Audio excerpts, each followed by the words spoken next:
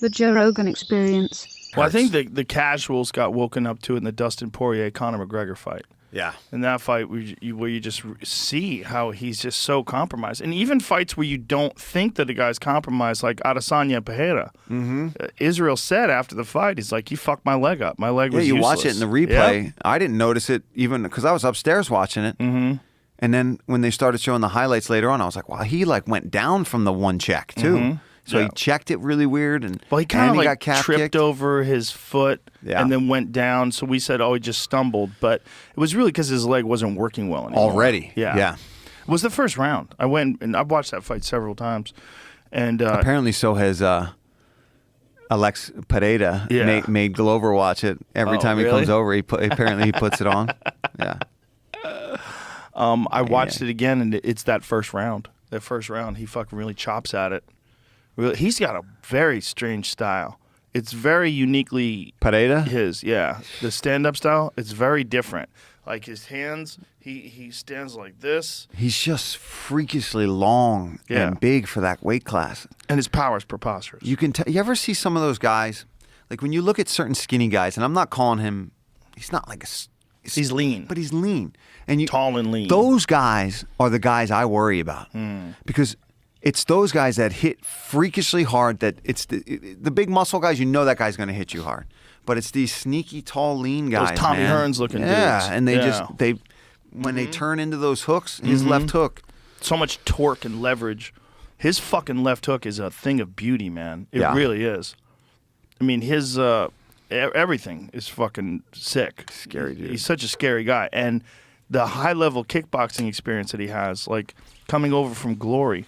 I'm very interested to see what Israel does different in the second fight, but I'm really interested in seeing him against someone who can wrestle.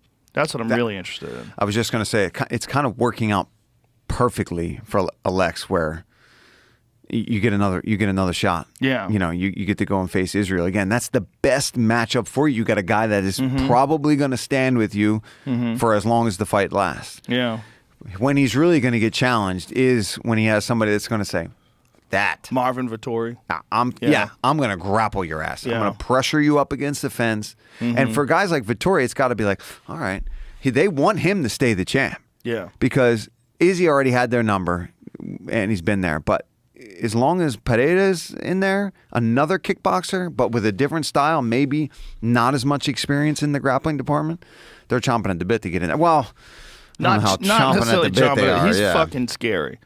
Robert Whitaker. Whitaker's very well-rounded. He's an interesting matchup for him. There's very good matchups in that 185-pound division, but in my opinion, what's interesting is he's a specialist. He's like a pure specialist. Yeah. I mean, he can grapple a little bit, but that's not what he wants to do. He wants to knock your fucking head into the bleachers.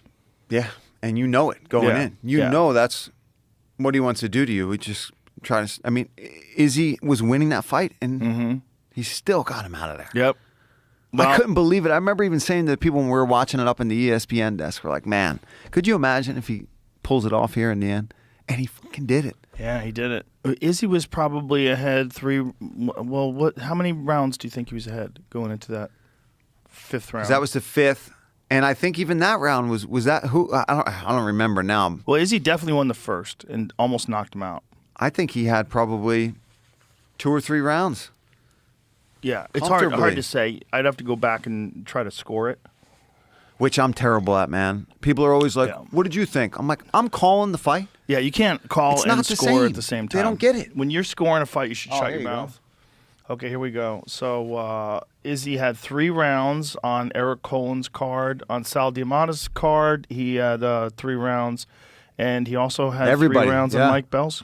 Yeah, so he had all the same, too. All he had to do is move around. Yep.